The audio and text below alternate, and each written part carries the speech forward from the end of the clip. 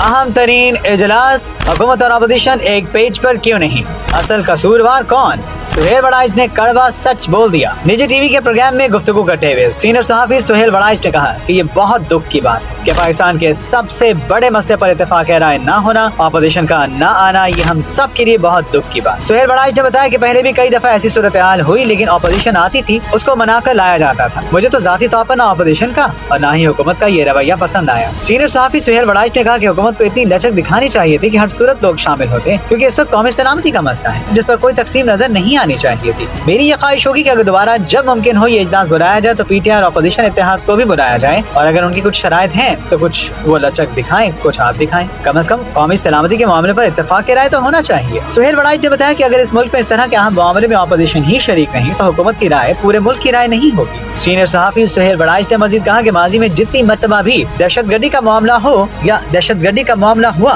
सारे लोग इकट्ठे बैठते रहे। ताहम अब कहीं मुझे लगता है कि हुकूमत की एक पत अमली में खामियां हैं, और दूसरी तरफ अपोजिशन को इतना नाराज नहीं होना चाहिए कि जब तक लचक ना हो तो राजी ना हो। सुहेल वड़ाइच का कहना था कि अगर अंदरूनी इत्तेहाद नहीं होगा तो बैरूनी दुश्मन से कैसे लड़ेंगे।